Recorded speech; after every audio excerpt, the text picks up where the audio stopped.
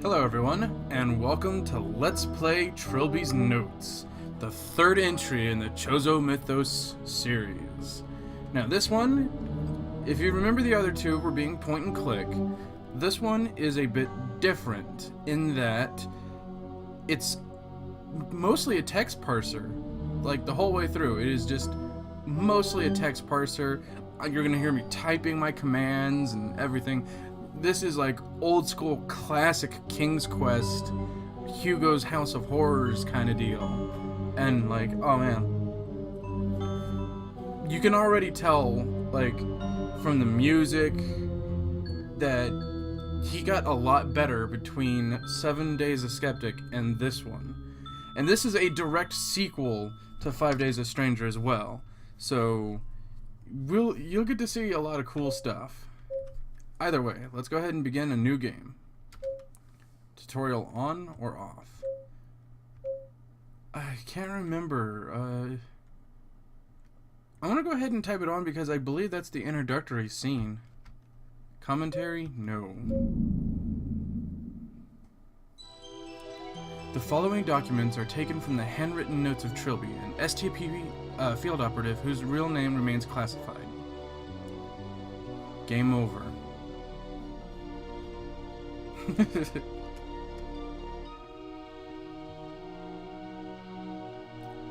That was what I thought as I stood and watched Defoe Manor collapse into flaming ash.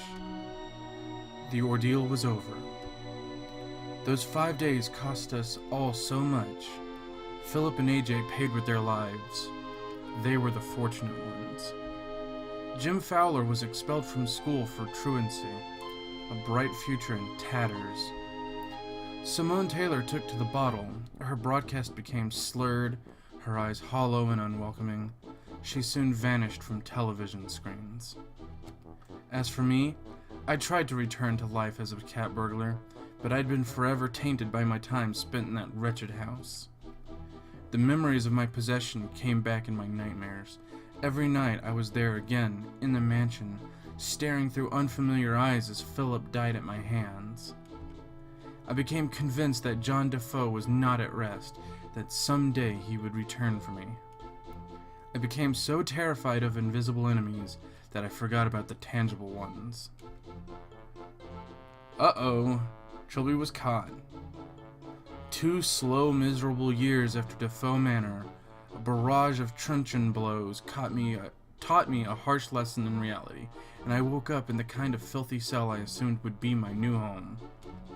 But then he came, the man from the government with his nervous smile, offering an alternative. The STP, the Special Talent Project. If it hadn't been that much earlier that I would have sooner died than enter an obligation with anyone, least of all the government. Had Defoe Manor changed me so much? Whatever my reasons, I left my past behind and resolved to give my new superiors nothing to complain about.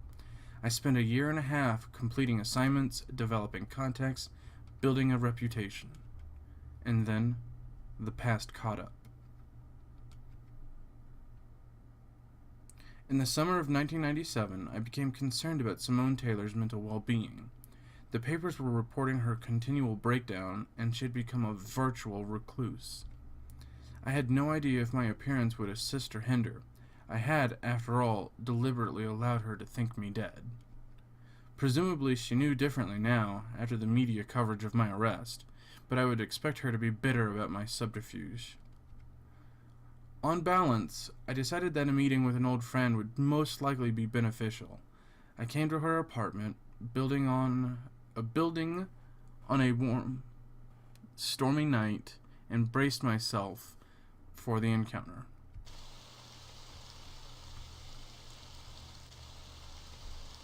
Alright. So, look around.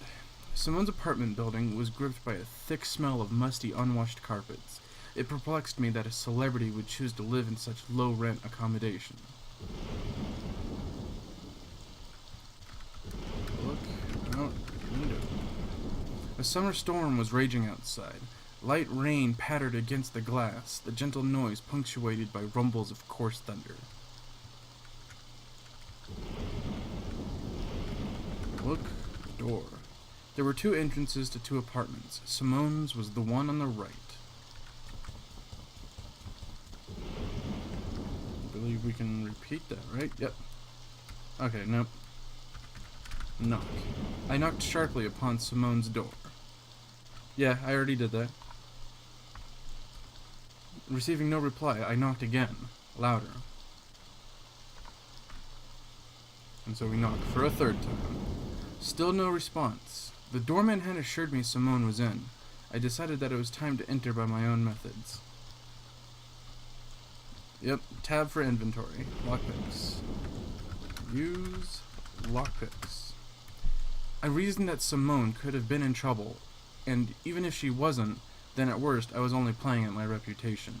I spent a few minutes feverishly picking the lock, then let myself in. Look around. Simone's bedroom light refused to turn on.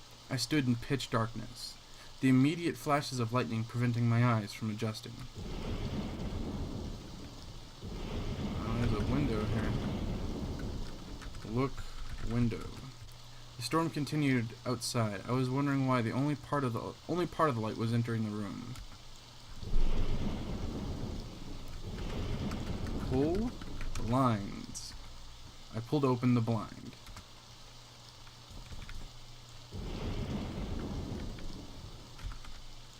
Look, body. The body on the floor was undoubtedly Simone. I felt for her pulse, and my hands came away stained with long, cooled blood. My fingers traced the outline of a large wound in her torso, slashed by a big weapon, wielded by a big assailant. I called for an ambulance, as futile as it would be, and left before they arrived. Remember this? This should be a familiar scene. Due to me being a clear murder suspect, I was relieved from duty for the week it took for the Ministry of Occultism to inspect the flat and confirm supernatural activity. My superiors simultaneously apologized and assigned me to investigate if there was a connection to the Defoe Manor incident. Merely reading those 3 words capitalized on the front of a loose leaf file brought the nightmares back with more intensity than ever. Sure enough, a field agent reported that looters had discovered and sold several artifacts from the mansion, including the wooden idol that housed John Defoe's soul. To my surprise, no murders had been reported or committed by anyone who had come into contact with the accursed trinket. I did not find this reassuring. I quickly advised James Fowler to go into hiding. He was stunned but agreed. The boy had sense and still respected my judgment.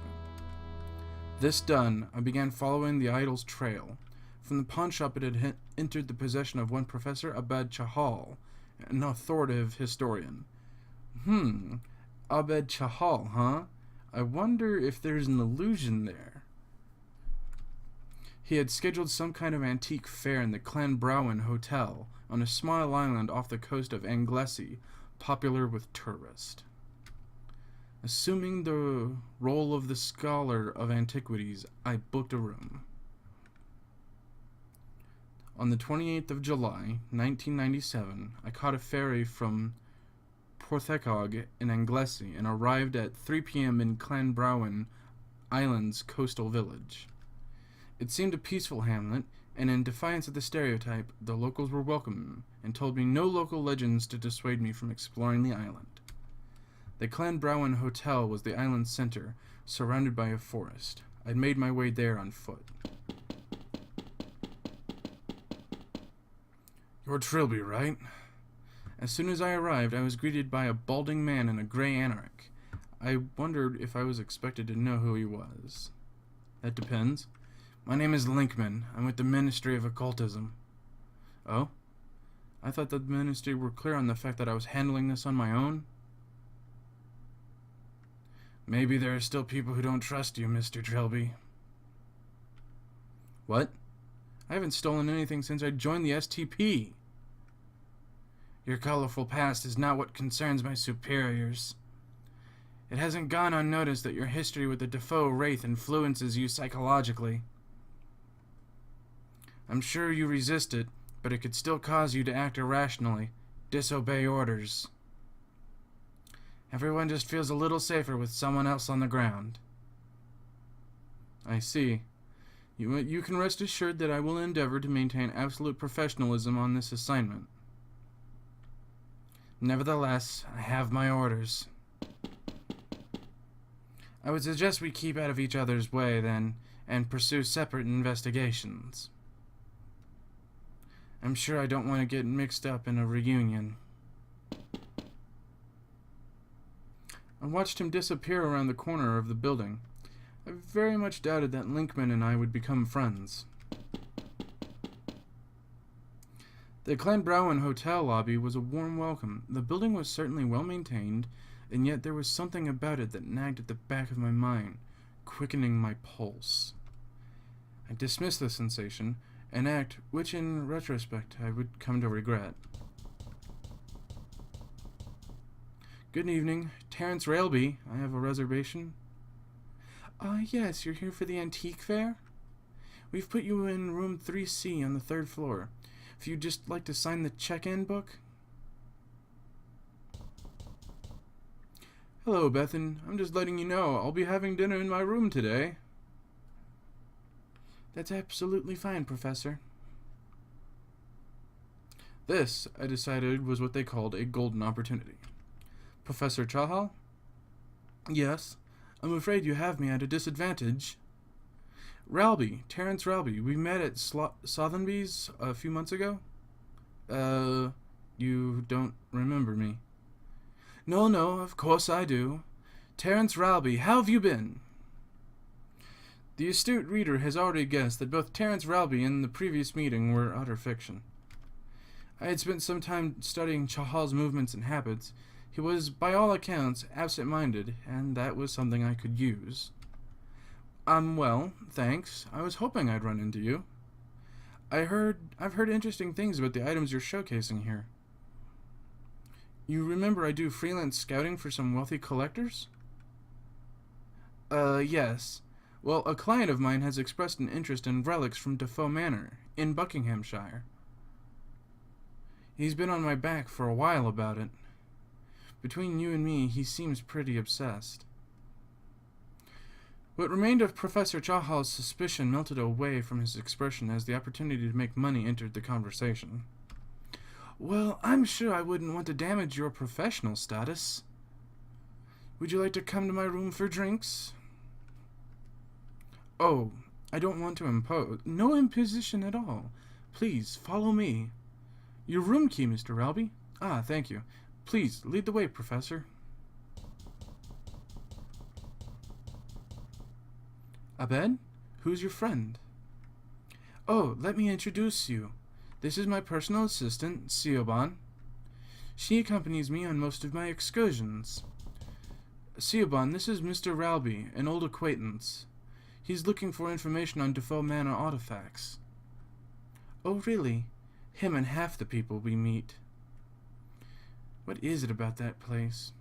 Never underestimate the attraction of a mystery, my dear. Please take a seat, Terry. I'll be right with you.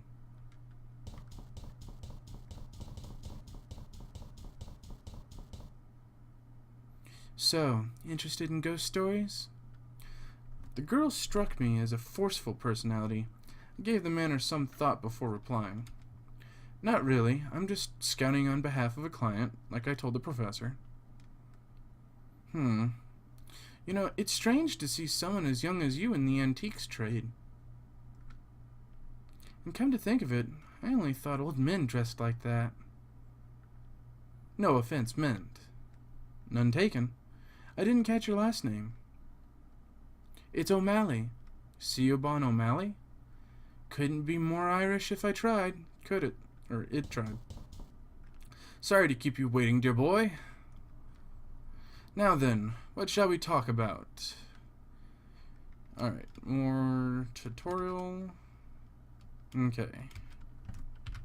Talk about Defoe Manor. Okay.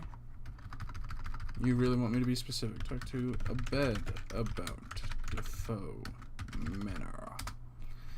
So, I understand that you came into possession of artifacts from Defoe Manor. Yes, indeed. It was astonishing to me that such artifacts existed at all. The whole place burned to the ground. Did you hear about the Defoe Manor incident? I was experiencing a sick feeling that I had not felt for quite some time. The last I had felt it was while standing at the gates of another country mansion, not long after Defoe Manor, preparing to break in. Recalling those 5 wretched days churned my stomach with fear, turning what once had been the joy of thievery into an exercise in anxiety. Discussing it brought that feeling back, that act of feigning ignorance while visions of welding mask and machetes flooded my mind's eye, worsened them. I heard something on the news, and it's only been on the news again lately since that Taylor woman died. A lot of silly talk about the paranormal has been abound, so the true facts are near unreachable. But the point is, some enterprising fellows picked up 1 or 2 undamaged items from the ruins. Furniture, books, an ugly little tribal figurine. And I took them all off their hands, purely out of curiosity, of course. So, were there any particular items your client is interested in? Well, we should probably talk about... Talk about idol. Tell me, does a huge man in a welding mask and a leather apron mean anything to you? Not really. Should it? Never mind. It's a small African figurine that my client wants me to look into, resembling a rather ugly tribal god. That old thing? Honestly, despite its age, it's virtually valueless. That's what I said, but my client is very insistent. He's interested in the paranormal, and the idol features in some of the more unlikely accounts of the Defoe Manor incident. Well, I don't suppose I should ask questions. If this man of yours wants to take it off my hands. I don't have it with me. I don't have it on me right now. It's being kept in the hotel safe. Perhaps we can work out a deal after the fair? I had intended to display it with the other Defoe artifacts. Inwardly, I just wanted to get this mission completed as fast as possible, but I didn't want to risk suspicion or giving off the wrong impression. That'll be fine. So, just out of interest, what else have you picked up from the mansion? Odds and ends, basically. Some silverware and ceramics. Most of a burnt rocking chair. And the painting, of course. Painting? A landscape from a wall in the mansion's lounge. Of little artistic value, but the artist features prominently in Defoe Manor's colorful history. Matthew Defoe? That's him, yes. Bethan, she runs the hotel. She asked if she could display it in the lobby. Instantly, I recalled the sick feeling that I had felt in the lobby. I had seen the painting, but had paid it little heed. Oh. Are you all right, Mr. Relby? You've gone rather pale. What? I'm sorry, I was just distracted by my thoughts for a moment. Lost in history, eh? Something like that. Mr. Relby? What the hell was that? What the hell was what? You were just sitting there, then you went stiff like you'd seen a ghost. You didn't see it? See what, Mr. Relby? I'm sorry, I have to go. Something's wrong. Oh, well, we won't keep you then. We'll see you later, maybe? My head was spinning, and a sudden nausea churned in my gut. The world seemed to be pulsating, the corners of the room wavering like a heat haze.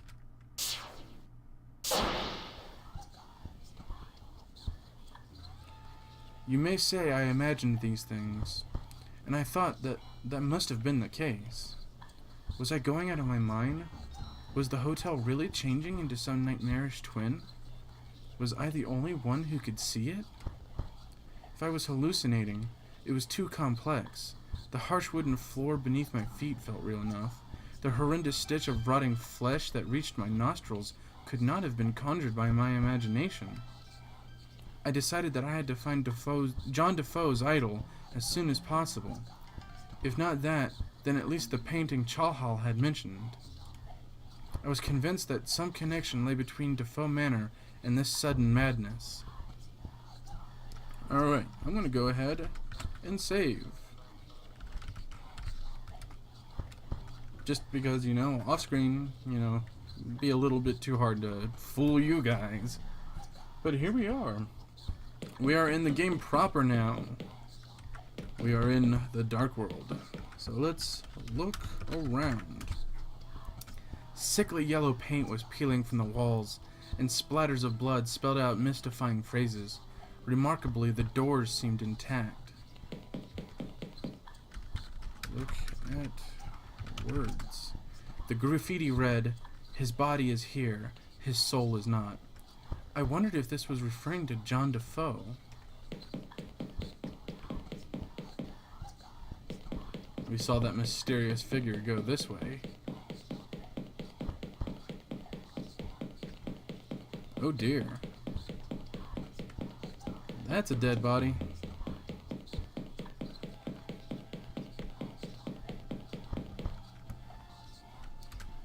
Blood seemed to be running down the stairs as if someone had attempted to descend them while bleeding out with increasing speed. The corpse had spent his last few moments of life making graffiti. Was he responsible for all the messages I had seen so far? Well, let's look at his body. The body was that of a young, muscular man, I hazarded, and he was wearing some kind of old-fashioned military uniform complete with blue tunic and riding boots. More to the point, his head was missing, and his hands were worn down to bloody wads of flesh and bone. I noticed a collection of handwritten pages on the floor near his body. Look at paper. They appeared to be entries from a diary. July 18th. Felicia and I took shelter from the storm in a decrepit old hotel in the forest. It seems to be completely deserted, so we bedded down on the floor of the lobby for the night. It is so peaceful here. The noise of the storm seems far away. July 19th. Exploring the hotel, it has become increasingly clear that the place is not as innocent as it first seemed. We found ancient corpses and evidence of terrible deeds in several of the rooms. The storm has cleared and we intend to leave as soon as possible. July 20th. I am certain now that devilry is at work. Every path we take through the forest brings us back to the hotel we spent a whole day trying routes to no avail. Felicia keeps talking of a demon she fancies she saw in the hotel kitchen last night. July 21st. Felicia is dead. I was too late to help her. I saw her murderer just as she did. Perhaps I will be next. I am beginning to understand. Oh, skip a day to July 23rd. The murderous figure in black, the one whose body is savagely stretched into a mockery of form, is not the architect of this nightmare. Rather, this is the work of that hideous lord of the Forbidden Lands. Gods forgive me. Oh, we skipped 2 more days to July 25th. I built a shrine to my captor in the lobby in an attempt to appease it. Nothing has changed. I have no more food. The horror is starting to affect my mind. Oh, 3 days to July 28th. I am certain that my mind is going. I imagined for a moment that the hotel had changed, had become finely decorated and welcoming as it must have once been in the past. I blinked, and it returned to its normal, hateful self. The next few pages were sprinkled with blood, obscuring some of the text. August 1st. Okay, I'm going to try and decode this for you guys. What is his relationship to that disgusting beast? Is he a servant or a prisoner? Sometimes he acts alone, sometimes at the behest of a higher power. What does he want from me? August 3rd. He is after me now. I think I must have done something wrong. August 4th. It hurts. And that was the last readable entry. I decided not to take them with me. They were covered in blood and all stuck together. Alright, so let's move on. The lobby, too, had been tainted, and the painting I saw was absent. Presumably, it only existed in the hotel's normal form. If that was the case, I needed to find a way back there, or dispel the hallucination if this was truly all in my mind. At this stage, I was beginning to wonder if this really was all John Defoe's doing. Didn't seem his style somehow. But what other evil could possibly be the culprit? Alright, look around. The entrance room of the alternative Clanbrowen Hotel at least retained the basic shape of a lobby, in that the pigeonholes remained and an altar about the right size and shape for a reception counter. Look, wall. A pentagram had been scrawled in the north wall, and a cow's skull had been nailed in place over it. It seemed to be some kind of offering. Look, skull? Okay. How about take skull? I opted to leave it alone. Perhaps it was all that prevented my destruction at the hands of restless devils. Okay, well, let's look in the holes. Look, holes. I stared blankly. Okay, hold on. Look around. Once more. Pigeonholes. Look. Pigeonholes. Some of the pigeonholes contain disembodied organs and entrails, which presumably belong to the creature on the altar. Look at altar. There was some kind of waist-high stone altar on which some poor wretch had underwent some kind of sacrificial ritual. Oh, damn. Look, door. The glass had been smashed out of the windows in the front door, and a familiar plague cross was smeared onto the door to the manager's office. Okay, open door. The office door was locked.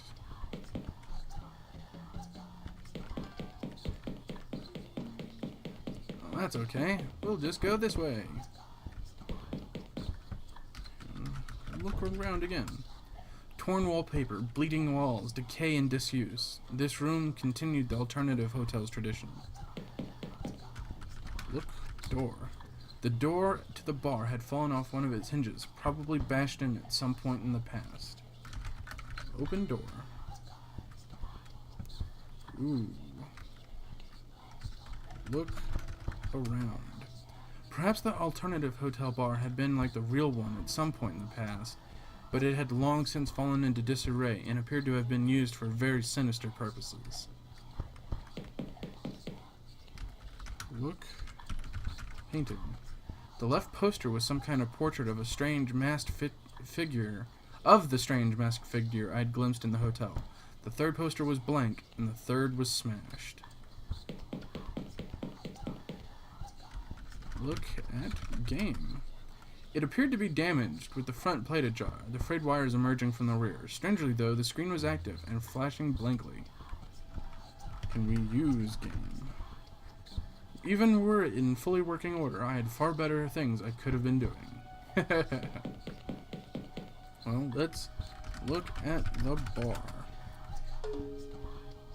In keeping with the alternative hotel's theme, the furniture looked like someone had been hurled against them with absolutely fatal force. Lying on the bar was in a pool of gore was a pair of long-nosed pliers. Well, in true adventure game fashion, we're going to take those pliers. Oh. They were rusty, but functional. I took them with me. Alright, cool. I don't think there's anything else for us to do here.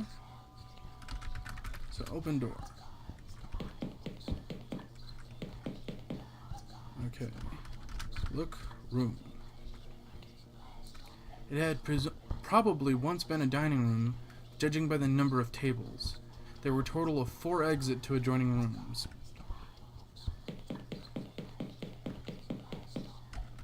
Look at message. Okay, what about words?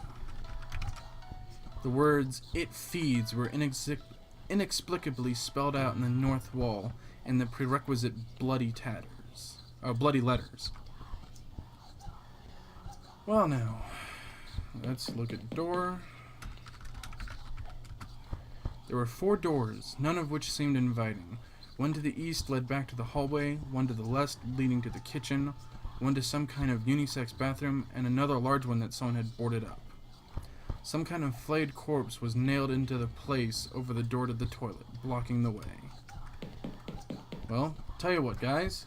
We will continue our investigation into the alternate Clanbrowen Hotel in the next episode. Hope you guys are intrigued by what kind of spooky evil mystery is afoot now. Take care, guys, and see you later. Bye-bye.